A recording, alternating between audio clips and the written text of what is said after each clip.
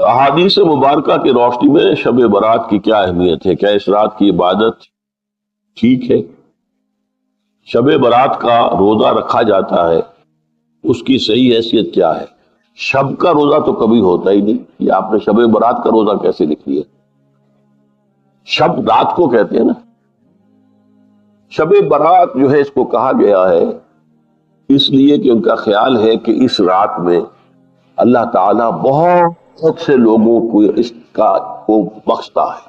برات، اللہ تعالیٰ جہنم سے ان کو رستگاری عطا فرماتا ہے۔ اس کے ضمن میں جو صحیح احادیث ہے صرف ایک ہے، اور وہ یہ ہے کہ حضرت عائشہ صدیقہ رضی اللہ تعالی عنہ بیان کرتی ہے کہ ایک روز حضور کی میرے ہاں شب باشی کی باری تھی، لیکن میری رات کو آنکھ کھلی تو حضور نہیں تھے موجود، تو مجھے تشویش ہوئی کہ آپ کہاں گئے؟ تو میں ڈھونڈتی ہوئی، وہ یا کسی اور کو آپ نے بھیجا، بہرحال مجھے پوری تفصیل یاد نہیں ہے، تو معلوم ہوا کہ آپ جنت البقیع میں گئے ہوئے ہیں اور وہاں پر استغفار کر رہے ہیں اللہ سے، اور تمام جو بھی وہاں پر مردے دفن ہیں ان کے لیے مغفرت کی دعا کر۔ بس یہ ثابت ہے۔ باقی اب اس میں جو ہے ہندوؤں سے ہم نے مانگ لی دیوالی، تو دیوالی جو ہے وہ روشنی کی جا رہی ہے اور بتیاں جلائی جا رہی ہیں، تو مختلف لوگوں سے ہم نے بورو کی ہیں چیزیں، جیسے عید میلاد النبی ہے وہ ہم نے کرسچن سے بورو کر لی، یا شیعوں کے تعزیوں کا توڑ کرنے کے لیے ہم نے بات بنا لی۔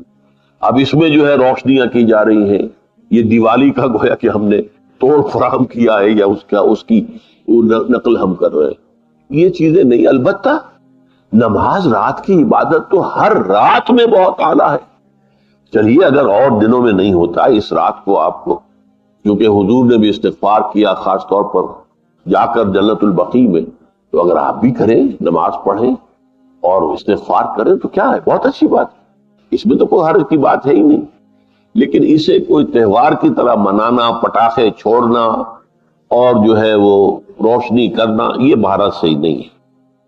روزہ بھی چونکہ 15ویں شب ہوتی ہے، 15واں دن ہوتا ہے، پھر اس اعتبار سے حضور کے معمولات میں تھا کہ آپ ہر مہینے کی 13، 14، 15 تاریخوں میں روزہ رکھتے تھے۔